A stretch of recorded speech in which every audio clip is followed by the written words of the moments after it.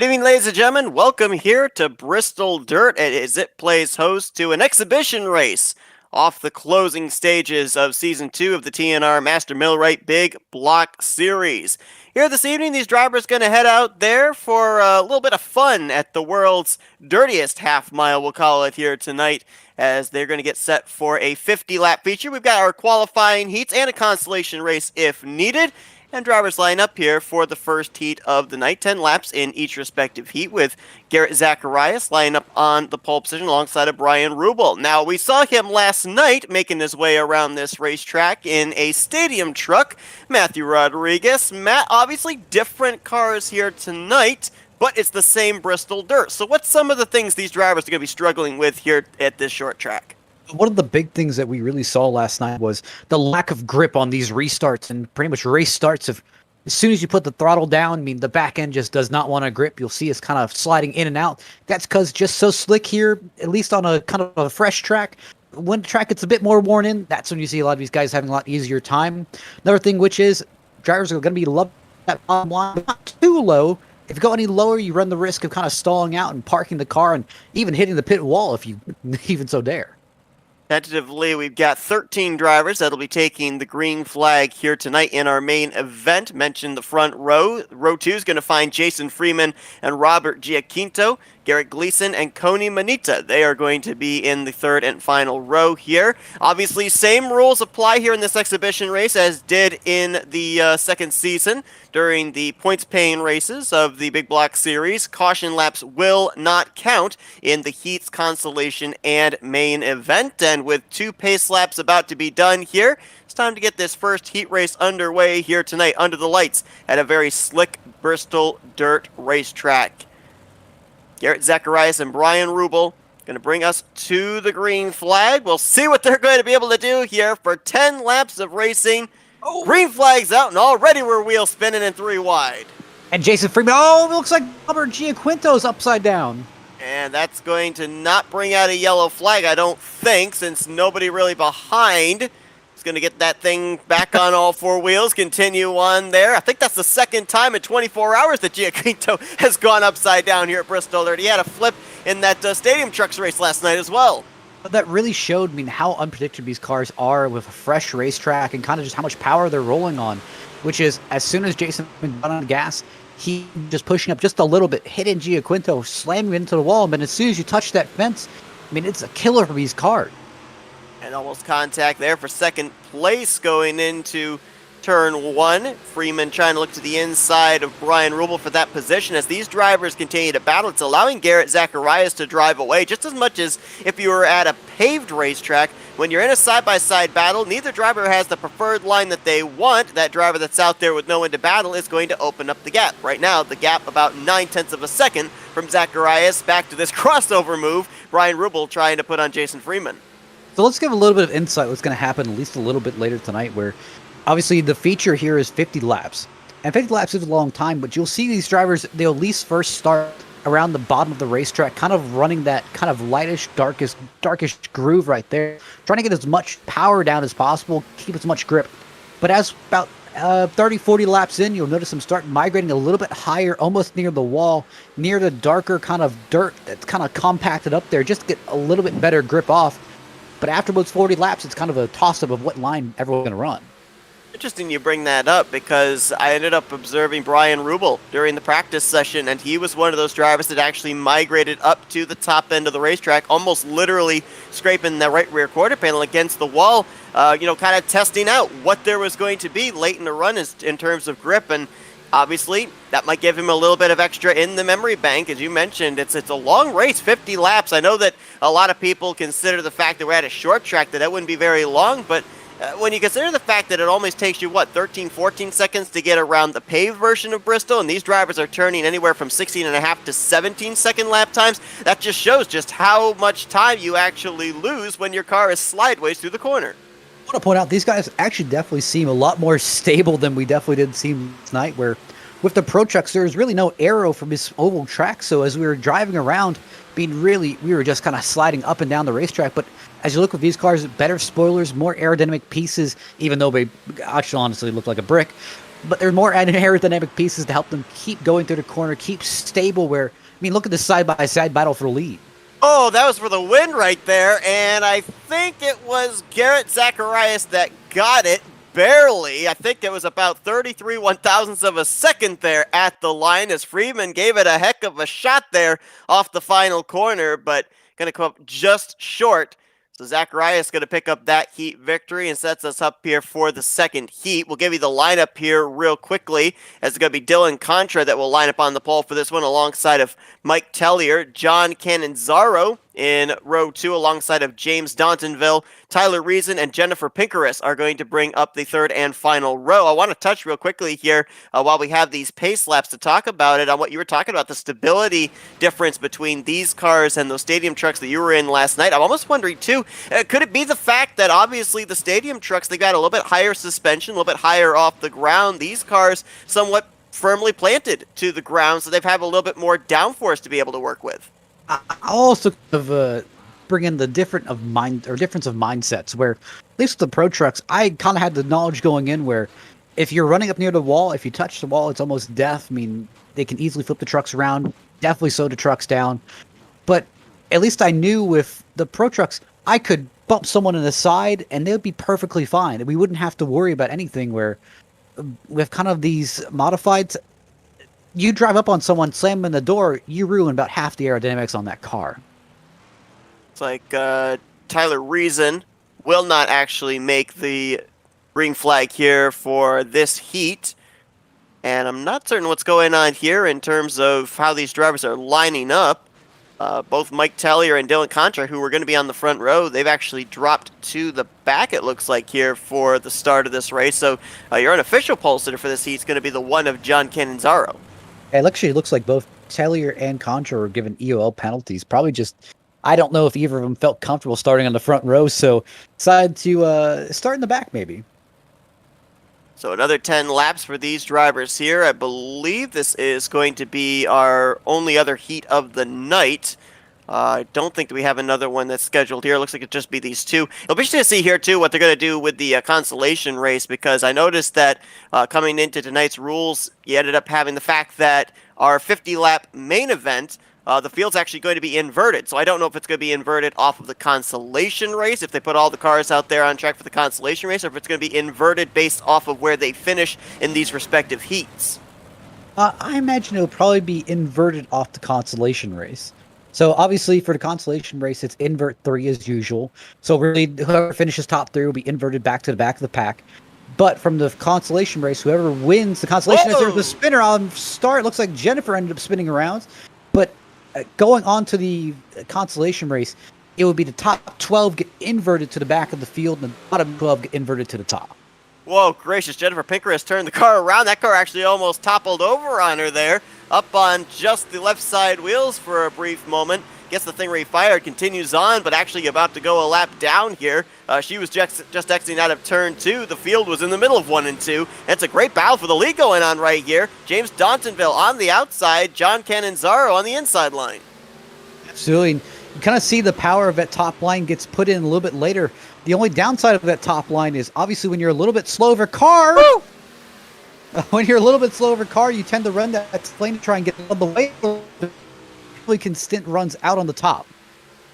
Wow, that 49 out of shape there, trying to let the race leaders by. Now, one thing that we learned last night in the Stadium Trucks race is those trucks can take a beating. As I think Pinkerus just got the wall again right in front of Mike Tellier, and the caution's actually going to fly for this one, as she's going to slide down to the inside wall off of turn number 2. So first caution here of the night, and it comes just before halfway here in heat number 2. But one thing that we saw last night is that the trucks could take a beating. You could make contact with somebody, pretty much continue on. I mean, we saw trucks that were still up to speed, that were out there without their hoods. What about with these big block modifieds? I mean, you talk about the fact that they're kind of like a brick, but does that also mean they're a brick in terms of durability, or can contact actually affect how that car is going to handle for the remainder of whatever session you're in?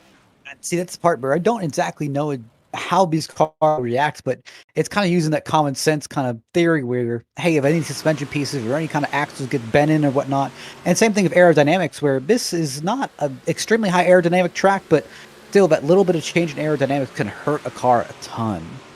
So you saw that little bit of contact there between Cannonzaro and Pinkerus, and then Pinkerus just running way up high there through 3 and 4. Catches the wall and comes back down the track in front of Mike Tellier, and it looks like Jennifer Pinkerus is actually retired out of this heat session. We'll see if she's going to make it for the starting grid in the main event. Obviously, all the drivers here tonight are going to make the main event, so there's no danger of anybody DNQing for the 50-lap feature. That's kind of the thing where you look at that and say, hey, I mean, obviously pressure's kind of taken off, but it's kind of that same thing last night where no one wanted to be the driver that started on pole for the feature race. Because I mean, if you start on pole for the feature race, you know that hey, I didn't run so well in the rest of the races.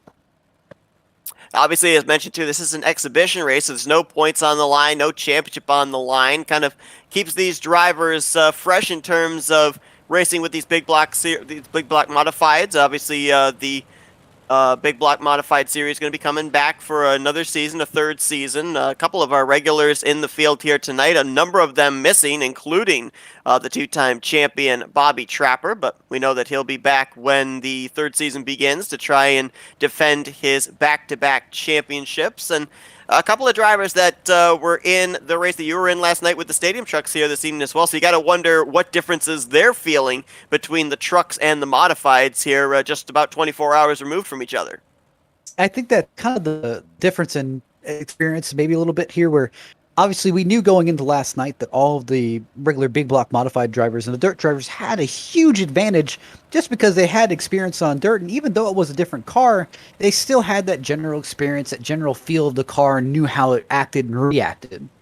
Where, you know, hey, if you're coming from maybe the pro trucks over to the big block modifieds, you may not be that comfortable with it where, hey, the pro trucks are more or less just kind of turn, hope, and pray. Where these are, you've got to plan your lines, you've got to plan your entry into these corners, and got to be a little bit smoother on the throttle. It's out atop the pace truck, so we're going to be finally going back green. As you'll notice, we end up having the caution come out on lap 4. We're going back green at the start of lap 5. As mentioned before, caution laps do not count here tonight, so it gives drivers bigger opportunity, more laps to be able to work with, to be able to maybe make a run for the victory. Cannonzaro is going to lead us back to green. Dontonville to his outside. Mike Tellier and Dylan Contra are the 4 drivers remaining here in this heat, and they'll get ready for a 6-lap shootout here in the second heat of the night. Ooh. Nice restart there for Cannonzaro, tucked up right in front barely of Dontonville, and now Dylan Contra going to try to the inside for second. And see, that's just such a big advantage as being the leader, being able to really shoot all the way down to that apron and take full advantage just shooting through the track and having ability to control the restart. Mike Tellier, and it looks like Dylan Contra had a little bit of contact.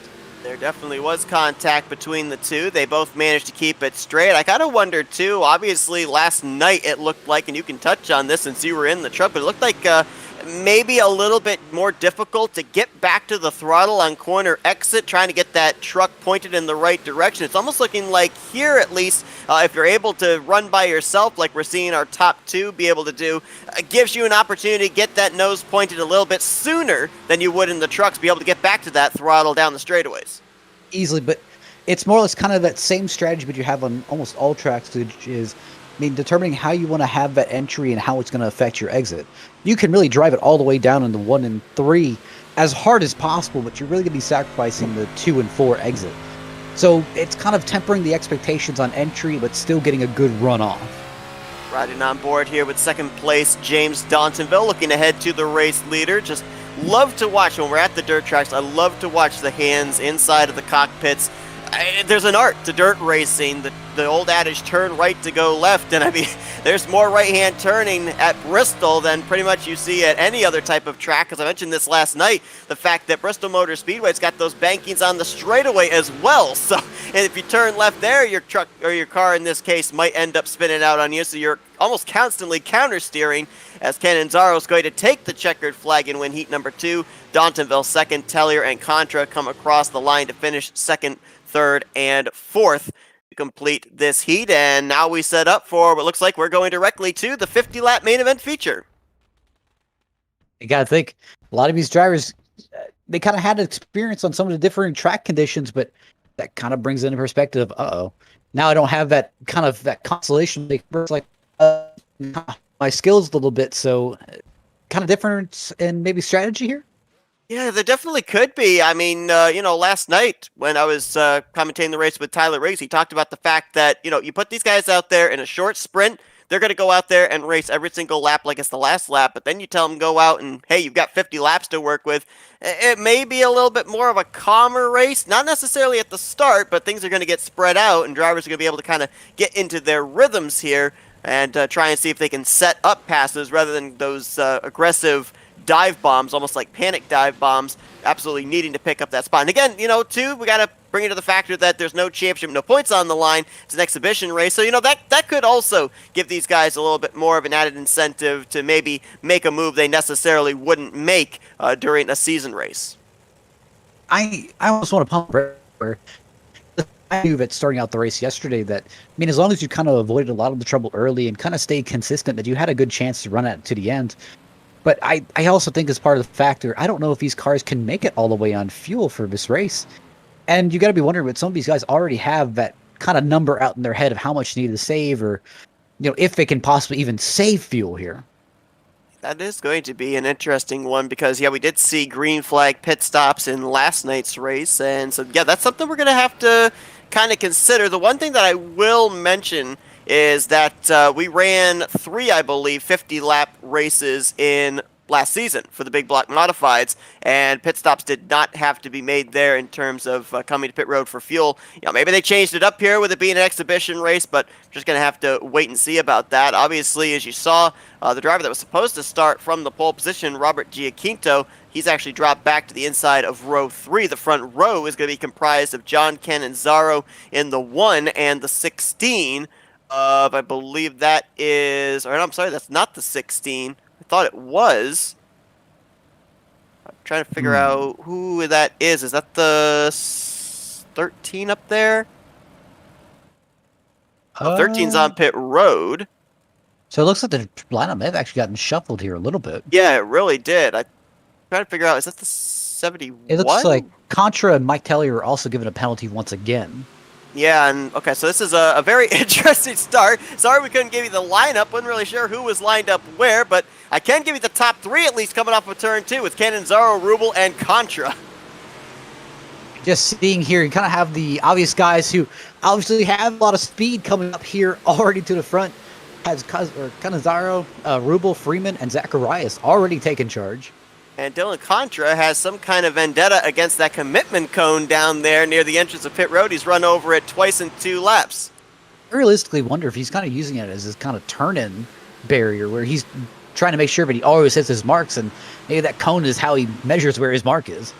We saw the 13 of Coney Manita. He was on pit lane, and he, I believe, has now returned to the track, but he is 1 lap down as we watch the battle for 3rd place. Garrett Zacharias, Jason Freeman. Zacharias, of course, the winner of the first heat. He was scheduled to roll off the grid from the 7th position, so according to our monitor, he's picked up 4 spots since the start. Cannizzaro, I believe he was scheduled to roll off from 8th, and we saw him start up there on the pole. So he theoretically has picked up 7 spots since the start of this race when they all gridded up. And problems for the 123 of Robert Giaquinto. He was slow there on the inside of 3 and 4. Not sure what's up with him. There also was a few issues on the Mike Taylor machine. Noticed he kind of lost it coming out of, I believe, 4, and kind of just smacked the end or the straight wall. That affected that car too much, but kind of trying to track down Dylan Contra here at the moment. Well, in that battle for what was now 2nd place between Jason Freeman and Garrett Zacharias, Freeman got around Rubel, and now Rubel under fire from the 71. So Freeman, for the time being, in control of the runner-up spot. Rubel up the track there. Zacharias kind of riding that fine line you were talking about down there on the bottom as they'll battle for 3rd place. That's going on already 2 seconds behind, or make that, 9/10 of a second rather, behind Jason Freeman, who is 2 seconds behind race leader Cannizzaro. Caution's out. And I believe it's going to be for Dylan Contra in the 10. Actually, and, he's going to get the pit wall there as well. Actually, it looks like he hit the wall, ended up almost sliding and parking in the middle of the track. And then actually, Robert Giaquinto ended up coming around and getting contact with Contra the 10. Take a look and see what happened here. Oh, yeah, I think actually the 123 was the start of it. Let's follow Giaquinto here. Is going down into 3 and 4. Oh, yeah, sideswiped 10 of Dylan Contra. And then Contra riding the apron there, a little bit of extra contact to the left front of the 123. Both of these drivers were not necessarily running where they would have wanted to be. Giaquinto was already a lap down, and Contra at that time was running last car on the lead lap, and looks like he's actually taken his number 10 back behind the wall. And already like that, I mean, they're just kind of dropping like flies.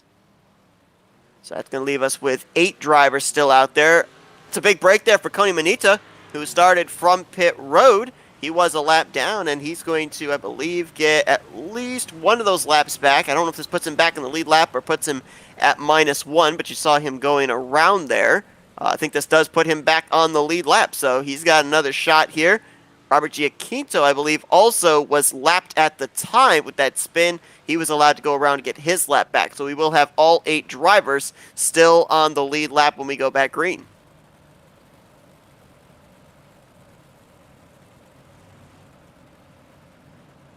So 8 laps of green flag racing in here for the 50-lap feature. Still going to be 42 laps to go when we get the green flag once again. John Cannizzaro, the race leader. Jason Freeman now to second. And he was starting to eat away little by little Cannizzaro's lead. Not by much, by about thousandths every lap, but I think he's got a little bit faster car on the long run. Brian Rubel in third. Garrett Zacharias in fourth. Mike Tellier completes the top 5. Then the rest of the field here getting ready for this green flag. Garrett Gleason, Koni Manita, and Robert Giaquinto. You know, you talked about the fact that these drivers, they start out running that inside line, and then they're going to start migrating to the top, looking for that grip. How long into this run do you think it's going to be before they go into search mode? I realistically think it'll probably be after lap 30 where we actually will really start to look around trying to find any options. Now, here's the biggest problem is when it comes to side-by-side battling, it obviously limits the bottom lane because the bottom lane definitely likes to go up a little bit, kind of do that arc into the corner and make a kind of a solid, clean turn. But with that car on the top side, it really blocks you out. But it also blocks the car on the top side out, at least at the early laps where it really prevents them from getting that good run off the corner. But as the laps continue to shift on, you'll notice that top line getting such a run off the top. When we start to see those drivers migrate to the top, one thing we're going to have to follow that we saw an awful lot, especially during the close of the season, is when drivers went up there, if they could swing the back end of the car route and kind of have the right rear quarter panel rub against the wall, they were perfectly fine making the corner. But if you took the corner too straight, I mean, you can see here with this head-on shot of these drivers down the back straightaway, those right tires, they kind of protrude out of the chassis there. And so if you take it straight into the corner, those wheels are going to grab the wall. And we've seen several drivers get airborne and flip over when those tires meet the outside retaining walls. Just the fact that all of them are so exposed and it just reaches out and grabs you. Green flag back in the air. Top 5 going to break away already and throw a blanket over them. And caution's out, actually. Garrett Gleason in the 7, I believe, is the reason for this caution coming out, as he was the driver that they kind of all started pulling away from was 6th, and he facing the wrong way over in 1 and 2. I think he got at least a little bit of assistance by, I believe it was Cody in the 13. I don't know if that was a miscalculation or just didn't realize that he was going to slow down entering the corner. There you see top of your screen. Yeah, almost literally getting shoved into the corner there by the 13 of Cody Manita. And so he is going to have to teleport to pit road, get repairs done. And you know, one thing that they do not have here tonight that I believe that they did have back in the points paying races, they don't have fast repairs to be able to work with here this evening. So if your car is all torn up, it's pretty much your night over. That's the thing. You kind of have to use that self-preservation, and unfortunately, these kind of big block modifieds are not as tough as the Prox yesterday, so a difference in strategy. Like Robert Giaquinto in the 123, he's coming down pit road. This may be to get a little bit of damage repair done. Of course, he got some earlier contact with Dylan Contra for our first caution here of the main event, and Garrett Gleason still sits on pit road.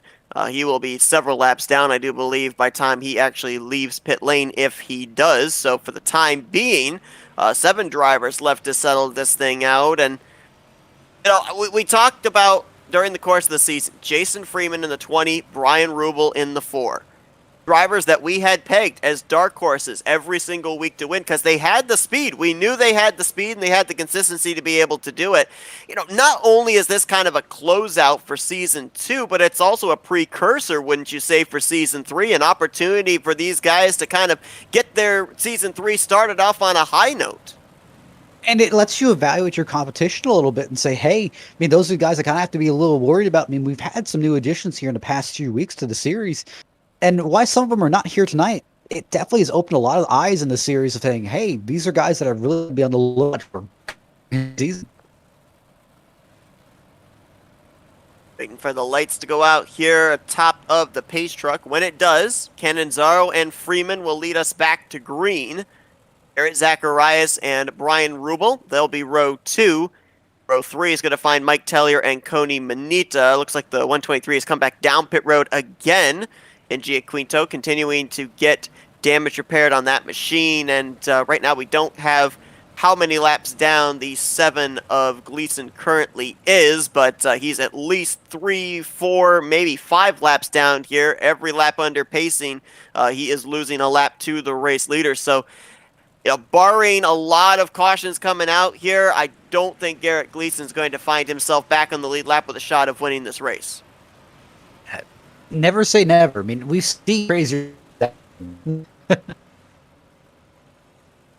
Lights are out atop the pace truck this time. He'll be making the left-hand turn to pit road. And we'll get ready to put these guys back under the green flag. They ran 8 green flag laps at the start. Didn't get a lap in for the first restart. Second caution came out. Now we'll see if they can get themselves into a long run here as we're trying to break into 10 laps completed. Lap 10 is going to go on the board. And a very congested start here once again. Second on back, all close nose to tail. Some drivers on the inside, some swinging it high, wide, and handsome around the top. Like Freeman's going to clear for second, Zacharias into third. The battle's going to be for fourth. It's a 3-way battle. Rubel, Mike Tellier, and a very out of shape Coey Manita in the 13. Cody did not have any rear traction. He was trying to make that high line work, but it really looked like Rubel was kind of blocking up, and he wasn't really expecting him to be there. And the funny thing is, too, I can only imagine what it's like at a dirt track. I've run Bristol, obviously, when it's covered with the concrete, and when that back end wants to step out, your first instinct is to turn it back to the right. It doesn't take long for you to meet that outside wall off of the turn 4 or turn 2 going out to the straightaways. And it's just so tough to keep up with. That's the biggest issue. Top 3 have broken away for the time being. Canonzaro, Freeman, and Zacharias. Brian Rubel back there kind of on his own little island in 4th place, about maybe 2 car lengths back to Mike Tellier, who right now is holding down the 5th position. But right now, those top 3 are the ones to watch because last time by, Freeman was faster than Canonzaro, but Zacharias was faster than the both of them. Zacharias I'm kind of looking at my dark horse here, and I don't know if he really has anything for these guys here later in the laps, but he's kind of still just hanging around waiting to see if he'll make a mistake, and I think that's a really smart strategy here at the moment, just not knowing. Zacharias was the winner of the first heat earlier on tonight, so we know he's got the speed. Right now he doesn't have the track position, though, so we'll see if he's got the long run pace. That last time by about 0.2 slower than the other 2 ahead of him, Canonzaro and Freeman, and that time by about 1.5 slower. So either he tried changing something up there to try and gain speed and it didn't work out for him, or else he might be starting to already struggle with the handling of that machine. And it's kind of an art to dirt racing where it's completely different from everything in terms of asphalt and concrete racing. Caution's out. Yeah, I'll touch on that in just a moment as caution's going to come out here for, I believe, the 123 of Robert Giaquinto. So 3rd caution will fly here tonight in the main event at Bristol Dirt. I think he may have just sent it just a little bit too hard into 1. And this is what we're really seeing here. You're noticing that entry in the 1, it's becoming super slick, super shiny, and it's just making it way more loose in there, at least than it was about a lap 1. I think he just sent it a little bit too fast, a little bit too hard, and obviously sent it on around. And thanks to Robert Giaquinto, because that segues right into the point I was going to make, and the fact that when you're out there asphalt and concrete racing, the tire heat's going to pick up. when you're at a dirt track, when you start out the race, your tires are probably the hottest they're going to be for the entirety of that run. Being out there on the slick, cool dirt, it actually cools the tires down, and cool tires means very little grip. And you talked about just the slipperiness of the corners here at Bristol Dirt. Almost kind of like going out there on ice. The last thing that you want to do is be going out there with cool tires and having no grip underneath you. And the longer the run goes on, that's what these drivers have to face. It's kind of taking your... looking at the pretty much the facts here, which is you can come down, possibly take tires if you do have any extra sets laying around. And if you take an extra set, well, hey, then you got to deal with cold tires, but maybe we'll help you later on into the run saying, hey, after about 20 laps, maybe I'll have 20 lap fresher tires. Maybe I can make something happen on this. And it looks like we have a couple of drivers that are coming down pit road here under this caution. Mike Tellier in the 97. Looks like also the 123 of Giaquinto, who obviously brought out that last caution. He's coming down pit lane, and you can see they are servicing the 97, putting those tires on. So this is going to be interesting to kind of watch it. This is going to give the 97 a little bit of an advantage, especially on the long run here, as we're still going to have 33 laps to go when the green flag flies once again. Just see the clock ticking. You know laps are running down. You know we're kind of not running down as fast as you may expect, but they're still running down, and that gives you a little concern in the back head. Tough break for Garrett Gleason. Looks like he is going to be the second driver out of the race here tonight, so it's going to be 7 drivers to settle this out, and there he is. For some reason they were showing the 97 of Mike Tellier off of my screen. I don't know what's going on with him. He's still sitting on pit road. This seems like a much lengthier pit stop and just a regular 4-tire pit stop for the 97.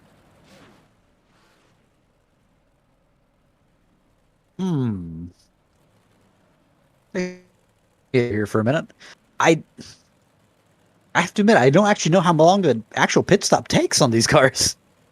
I wouldn't think it would take that long. He's actually going to go a lap down here, too. That car is not moving, and the race leaders are going around him here on the straightaway, so not sure what's going on there with Mike Tellier. We'll try and follow it up. I think he just left pit road just now. He spent a full minute and a half on pit road, and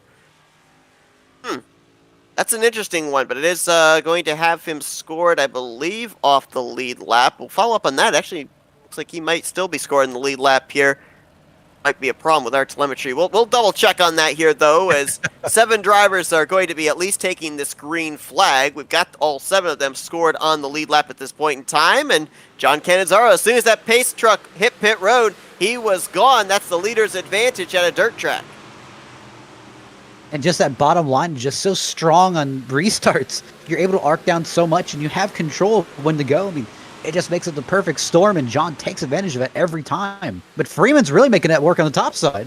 He really is. He tried the inside line there going into 1 and 2. It didn't work out for him, and he immediately jumped up there to the outside line, and he's been able to hold off Garrett Zacharias for that second position, closing up the gap really quickly onto the back bumper of Cannizzaro for the top spot. Pretty much the first battle for the race lead that Cannizzaro's had to face the entirety of this main event feature.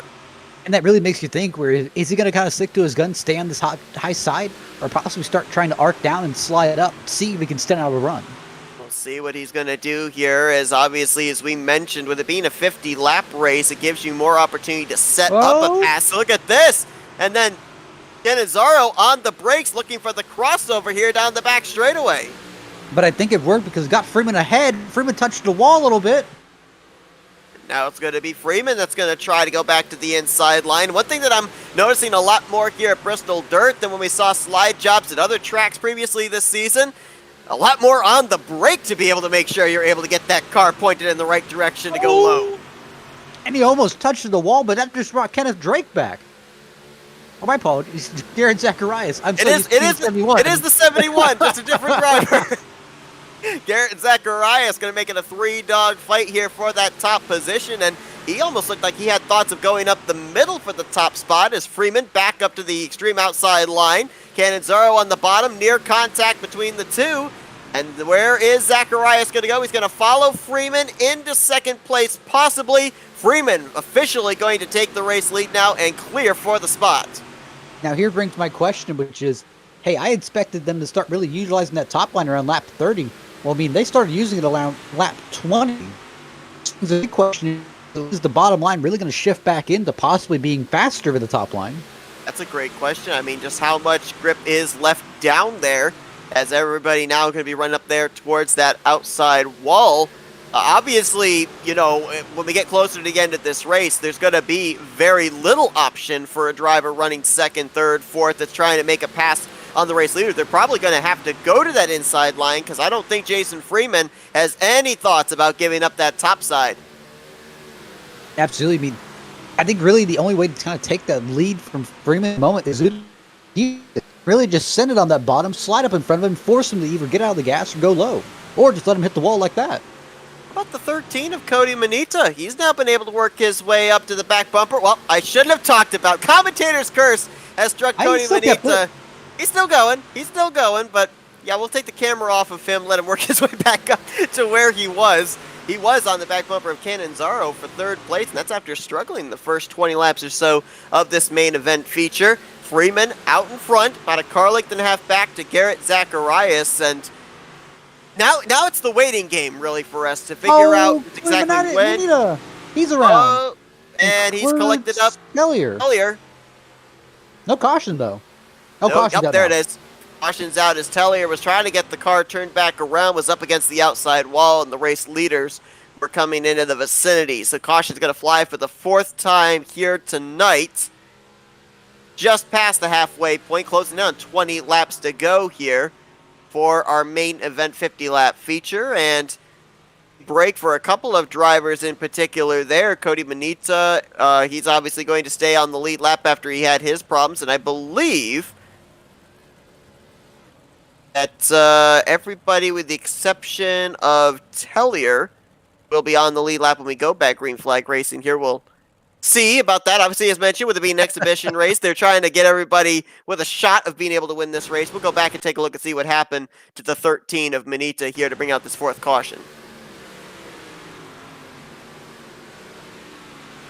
Looks like after he got up into the wall that first time, as we saw, he just couldn't get it off of the wall, was trying to run that top side, and we mentioned the fact that with those right tires exposed outside of the right side of the chassis, it will grab the wall and flip you over, and that's exactly what happened there. Lost him all that momentum, shot him down the track, and nowhere for the 97 of Mike Tellier to be able to go.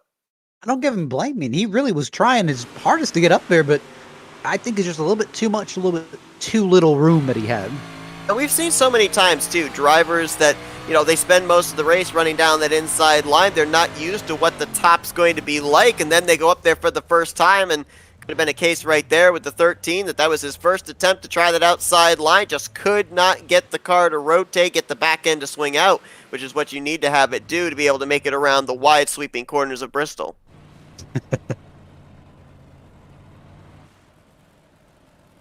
Caution's going to fly for the fourth time here in the main events. The fifth time that a caution has flied here tonight. We had a caution back in the midway point of heat number 2. Jason Freeman's going to be the one to get us back under the green flag as he leads 71 of Garrett Zacharias. John Cannizzaro, who started from the pole, he'll be lined up in third. Brian Rubel in fourth. Robert Giaquinto, Cody Manita, and Mike Tellier. That's right now the drivers that are still scored in the race. We did have Rubel and Giaquinto come down pit road under these pacing laps, so they are going to possibly have fresher tires than the top trio, and Manita and Tellier still sit on pit road. Tellier right now being scored a lap down. Manita, we're not sure how many laps down he is, but those two drivers right now trying to get extensive repairs done to their machine. That was a pretty hard hit that both those drivers took over there in the middle of 1 and 2. Absolutely, and I just kind of noticed that where I don't really know if they can continue going after this, but even if they are, I'm thinking the front end of that car is definitely going to be a little bit down on power, maybe damaged.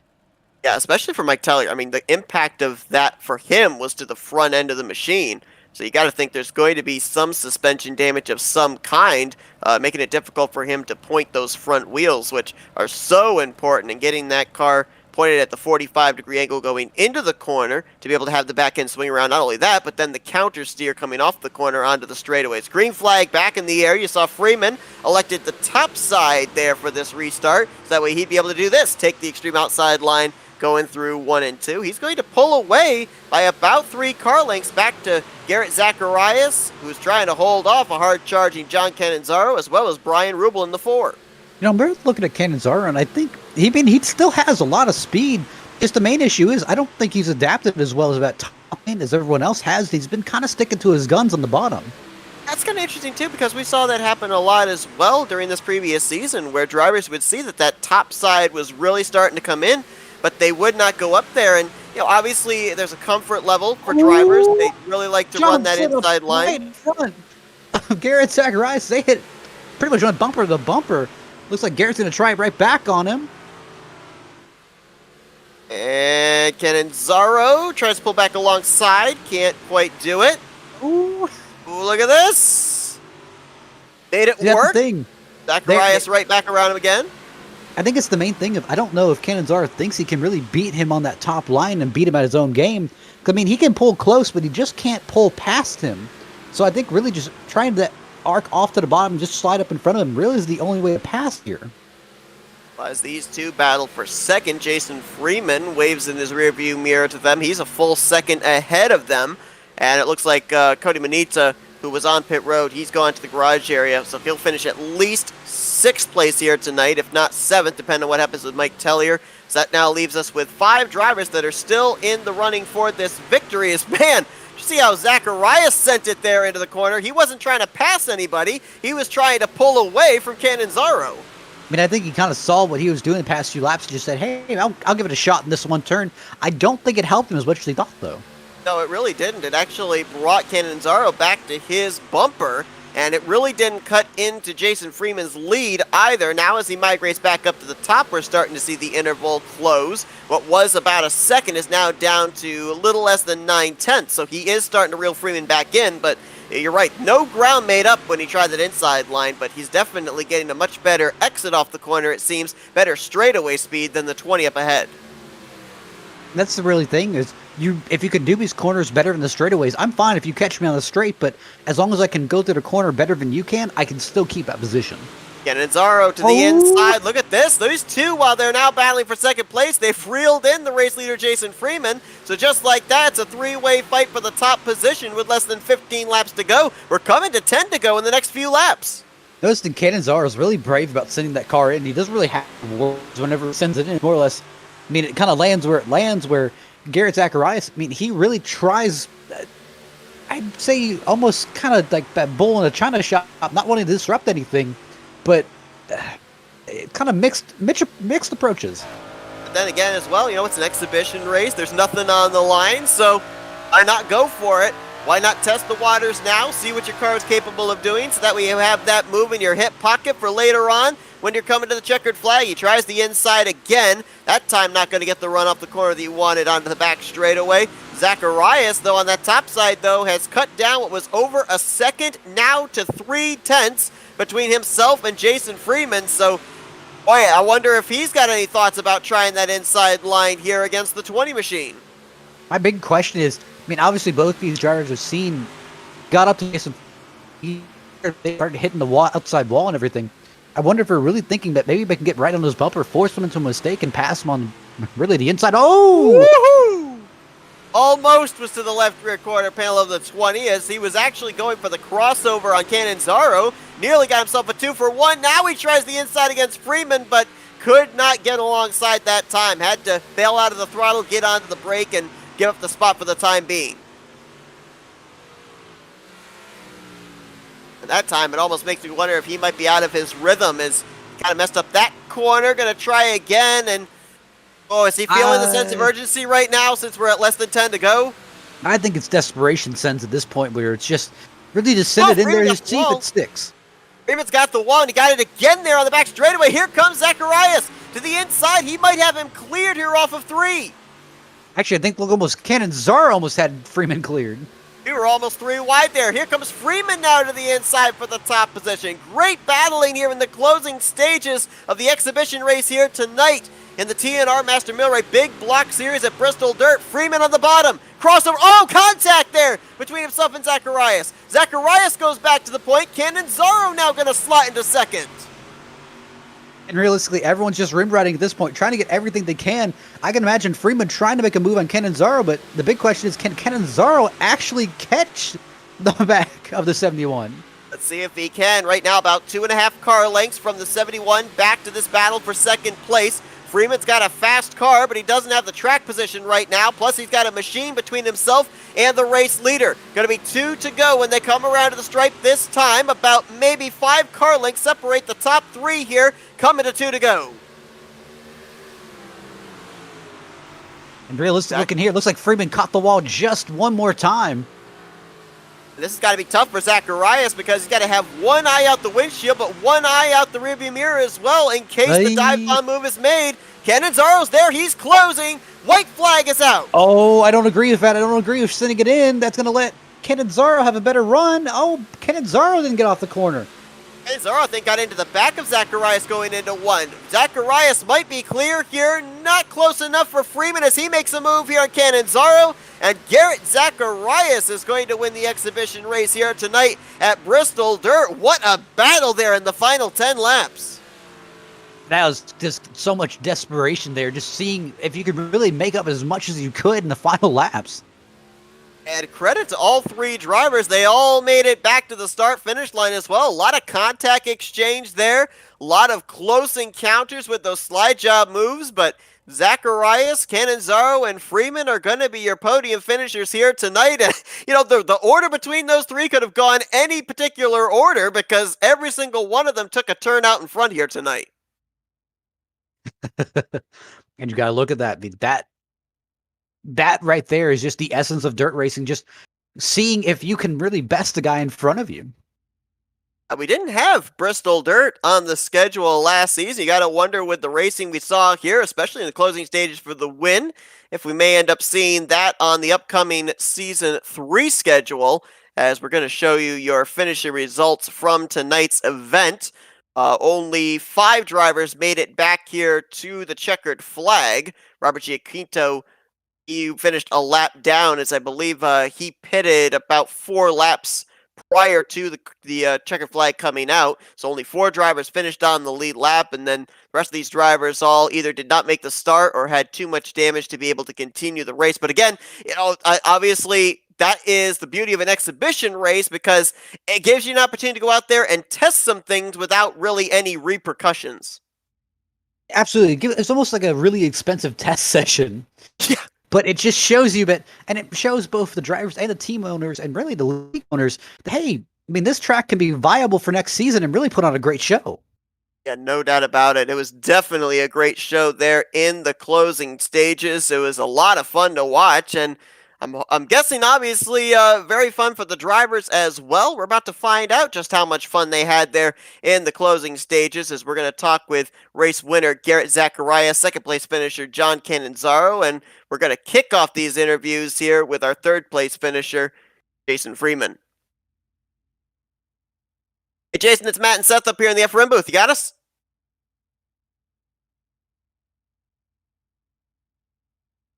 We'll give it another go here. Jason, you got us up here in the booth?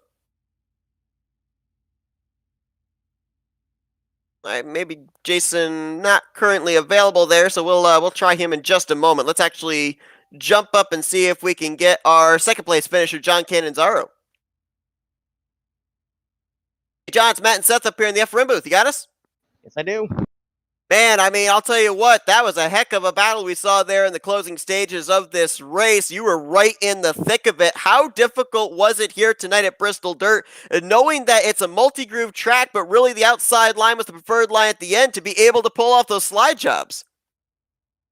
It's one of those frustrating things where you know you can get the slide job, but you know you got to get to the top lane, and if you don't get there, you're gonna get just ran over, and there's nothing you can do about it. So you just gotta pray to God the guy in front of you messes up and you can get back in front of him. So I've really got to ask, I mean, when you're trying to chase down both Zacharias and Freeman, I mean, what was your kind of mindset there? I mean, kind of trying to keep it off the wall, but maybe forcing Freeman into a mistake, maybe trying to see if Zacharias would make a mistake? Well, the original plan was let them try to race each other out and maybe wreck, but that didn't work. So it was just slide job city from there. There was again, you have to get a slide job on to pass them. So at least they got into each other, and I just sort of picked up whatever was left of it. Yeah, real quickly here too, John. We saw that you started this main event from the front. Seemed pretty committed to running that inside to middle line. It wasn't really until you end up getting past for the lead that you then migrated up to the top side. So how difficult is it as the race leader to be able to not only make sure you hit your marks and keep your rhythm up, but also keep an eye what's going on behind you of who's the first guys to start jumping up there to the top trying to reel you in? You gotta pay attention at all times, and unfortunately, I wasn't. I was busy looking at my whatever was in front of me instead of Freeman behind me, and he just soared right around me like I was sitting still. So once that happens, it's sort of just go up there, bang the boards, and do what you can. Well, you nearly got it here tonight. What a great run for you here. You ended up having a great run in your heat. You finished second place here in the main event after leading about the first half of this race as well. Congratulations on a great performance here in this exhibition. We're now going to give you the opportunity for some thank you sponsors and shout outs. My father, my mother, from Laura. Himmelpin for getting me in here. I know he got me the idea that there was big blocks in here, and I came in here, I think, Sunday and learned there was a race. Bill Pasquale, obviously, he's part of the Dipple team. He lets me hang around with them during the weekends. So all them guys are good guys, and I thank them. That's John Canonzaro, second place here tonight at Bristol Dirt. Congratulations once again on a great run. Thank you for that great finish, and we look forward to seeing what you're going to be able to bring to the table here in the upcoming third season. I'll be back. And let's go down to Victory Lane and talk with Garrett Zacharias. Hey, Garrett, Matt and Seth up here in the FRM booth. You got us? Yes, sir.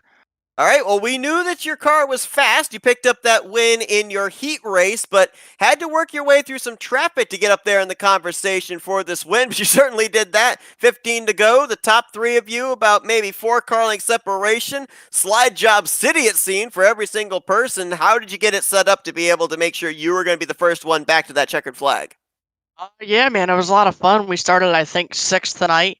Got the invert kind of hurt us there. We were just kind of riding around, just kind of staying in the top three, just seeing what those guys were doing and see what I can do different to catch them. And yeah, with 15 to go, we caught them, and we threw a slide job on second, and then we tracked down the leader on the last restart, and just kind of got him on the bottom out of 4 and just kind of drove away. So I've got to ask, I mean, coming to the final lap, we kind of noticed you went low, almost, I don't really know, maybe to preemptive bottom away from John and John behind you. But when you went into the final corner or pretty much turn one, and John was really sending it, did you think he was going to have you out of 2?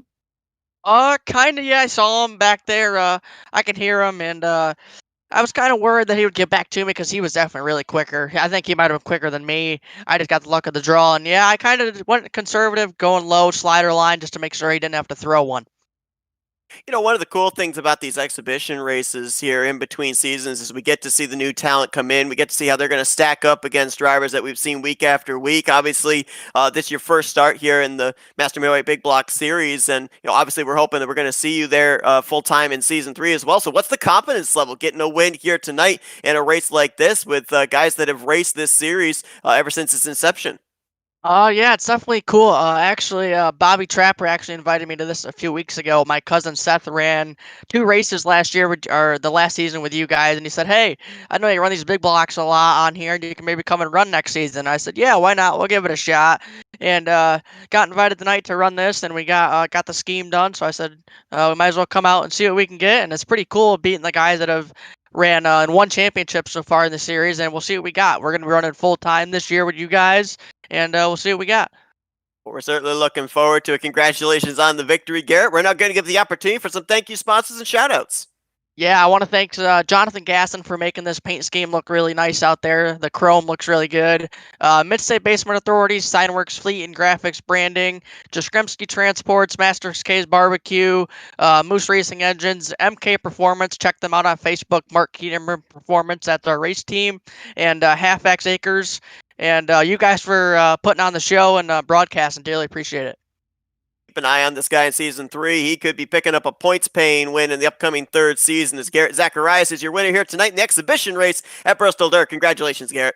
Thank you, sir. Well, what do we say? New blood. There's a lot of guys up here inside of the top 5 that we did not see take a green flag either in Season 1 or in Season 2. Zacharias with the win, Canonzaro in second. What do you think? Bobby Trapper looking to go 3 championships in a row. Should he be a little bit worried? I would say he should be worried, but I mean, look at his track record thus far, which, I mean, he has kind of met all challengers. So, I mean, really, next season, I think it's another one of those, hey, take all challengers, let's try. And obviously, it's got to be a huge momentum boost for some of these guys that are coming in, testing the waters. They're going up against guys like Brian Rubel and Jason Freeman that, they've raced every single one of these big block modified races and get to see how they stack up against that competition. It's got to give them a lot of confidence, I would have to think, as they take the first green flag of Season 3. That's the thing where, I mean, really, a lot of these drivers are counting down to Season 3 saying, hey, I mean, I cannot wait for it to start. And I've been hearing kind of some new drivers, some new blood kind of showing up, and you mentioned it, and you touched on it. Season 3 is going to be huge. Definitely, it's going to be nice to see how the new faces mesh with the old faces here in terms of competition. We know the competition was hot and heavy last season. I think it's just going to ramp up as we begin Season 3. But what a great exhibition race here tonight. Nothing on the line but pride, and gives us a little bit of a precursor of what to expect when the third season of the TNR Master Millwright Big Block Series fires up. Matt's been a good one here tonight under the lights at the world's fastest half mile. Appreciate you joining me in the booth. Always nice to be invited. Thanks to everyone that joined us here this evening. Hope you guys enjoyed it and hope that you guys will tune in as we will be bringing you the first green flag of Season 3 of the Master Millwright Big Block Series. That's going to be coming up here in the next few weeks, so be sure you tune in. Should be a great season. For Matthew Rodriguez, I'm Seth Cole. Enjoy the rest of your Tuesday night as you've been watching another broadcast courtesy of the Flatout Racing Network. This broadcast is the copyrighted work of Flatout Racing Network and may not be rebroadcast, retranslated, or used in any form without the express written consent of Flatout Racing Network and iRacing.com Motorsports Simulations. Flatout Racing Network would like to thank